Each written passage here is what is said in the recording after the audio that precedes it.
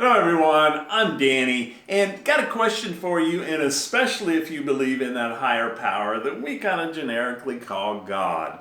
Because if you believe in God, I bet you anything that you believe God is going to judge and punish us for our sins, right? But does God really punish us for our sins? Yes, no, maybe, kind of, sort of? What do you think? Well, the answer to that question really depends upon whether you believe in the theology and doctrines of the Christian faith or you believe in the teachings of Jesus. Because as I've said many times before, I see Christ and Christianity as two entirely different things, at least as I've come to understand Jesus. And this video is going to go in my extreme differences between Christ and Christianity playlist. Now, I think that nearly all of the Christian religions believe that God is a judge who will punish us for our sins.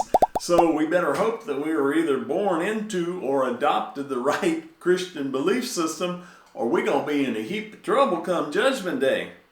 But if we just go by what Jesus said in John chapter 5, he was in the temple in Jerusalem and he said, God does not judge us, but has given all judgment over to the Son. So that means Jesus is the one that's going to judge us, right?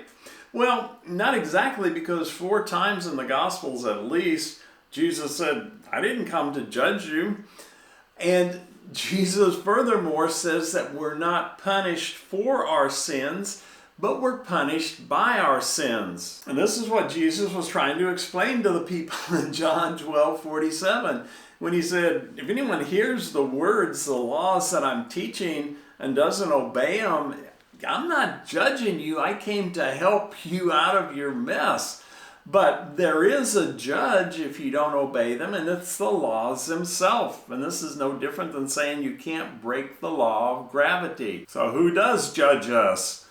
Well, Jesus in Matthew 7:1, he said, do not judge or you will be judged. Because with the same judgment that we judge, we're going to be judged in the same way. And the exact amount that we dish out is what's going to come back to us. So who is really judging and condemning us? Is it not we by our actions according to this?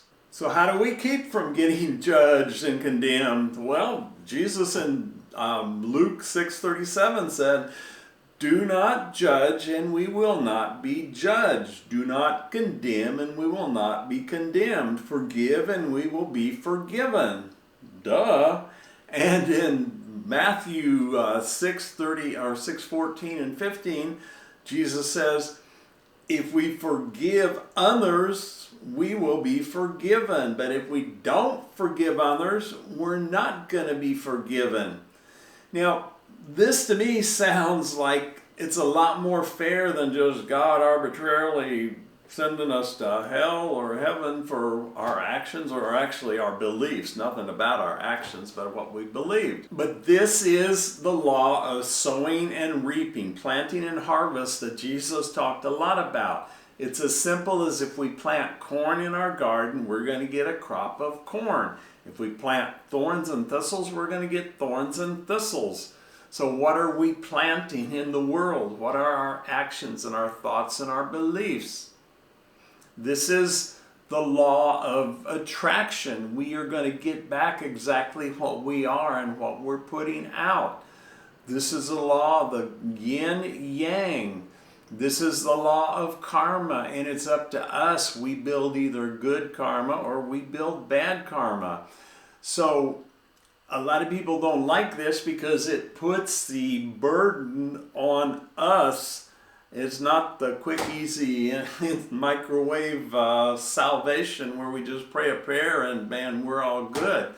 It's we got to do the inner work within ourselves of rooting out some stuff and guilt and bitterness and judgment and, condemning others. And because if it's in us, Jesus said, condemn others, we will be condemned. So if this resonates with you, give it a like, share, subscribe, and let's think about Jesus outside the parameters that religion has allowed, okay?